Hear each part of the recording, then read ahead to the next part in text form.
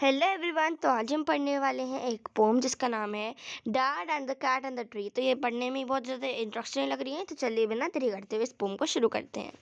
This morning a cat got stuck in a tree. तो एक morning थी, सुबह सुबह एक जो बिल्ली थी वो हमारे ट्री के अंदर क्या हो गई, अटक गई, जाके स्टक हो गई।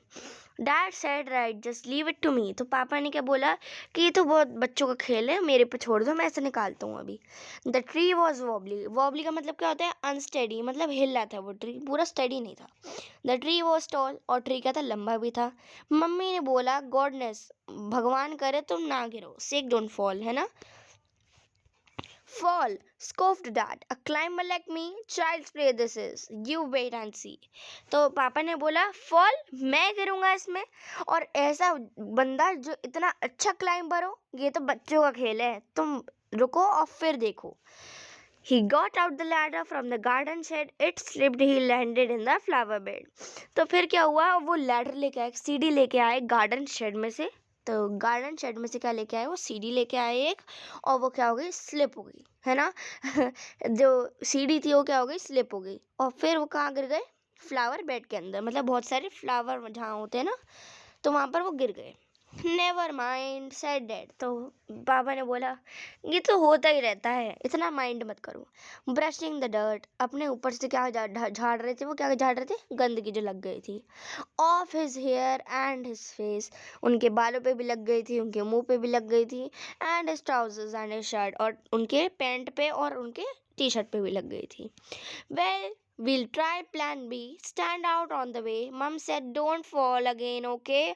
तो पता है फिर पापा ने क्या बोला, तो चलो अब प्लान बी ट्राई करते हैं, stand out of the way. तो मम्मी ने क्या बोला, प्लीज़ दोबारा मत गिरना प्लीज़, ऐसे करके उन्होंने, उनकी मम्मी ने बोला।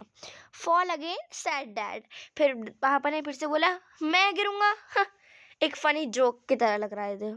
Then he swung himself up on a branch. It broke. तो क्या होता है, ये ट्री था, है ना, तो ये ट्री था, तो ये क्या हो गया, ब्रांच पे उसके पापा क्या हो गया, लटक गए, और पता है क्या हुआ, ब्रांच टूट गया और फिर से वो नीचे गिर गए। Then he swung himself on a branch and it broke. Dad landed wall up back on the deck. Mom said stop it, you'll break your neck. तो अब चलिए इसका मतलब समझते हैं। डैड लैंडेड वॉल अप का मतलब क्या है, बहुत ज़्यादा तेज से वो क्या होगा, फिर से नीचे गिर गए। बैक ऑन द डेक, फिर से उनकी लग गई। मम्मी ने बोला यार रुक जाओ, अब तुम्हारी गर्दन ही टूट जाएगी, है ना। ऐसे वो करके उन्होंने, उनकी मम्मी ने बोला। रबिश सेड डैड, बोला अरे यार ऐसे मत बोलो ना, हम ट्राई करेंगे प्लान सी। प्लान ए में उन्होंने क्या करा, सीडी लेके आए। प्लान बी में उन्होंने क्या करा, और पहले प्लान ए में कहाँ गिर गए, फ्लावर बेड पे गिर गए। प्लान बी में वो चढ़ गए ब्रांच के ऊपर, स्वंग हो गए, और वो फिर से गिर गए। अब वो प्लान सी ट्राई करते हैं, अब देखते हैं प्लान सी में क्या करते हैं। Easy as winkling to a climber like me. अभी भी वो अपनी तारीफ करना नहीं छोड़ रहे हैं। तो ये फ्लावर बेड होता है, वहाँ बहुत सारे फ्लावर थे, और ऐसे ही अब देखते हैं, पढ़ते हैं आगे। अब प्लान सी में क्या करते हैं वो। Then he climbed up high on the garden wall, guess what, he didn't fall. तो अब प्लान सी उनका क्या होगा, काम कर गया, और फिर वो क्या होगा, जल्दी ऊपर चढ़ गए गार्डन वॉल की मदद से, और फिर क्या हुआ, नहीं गिरे वो।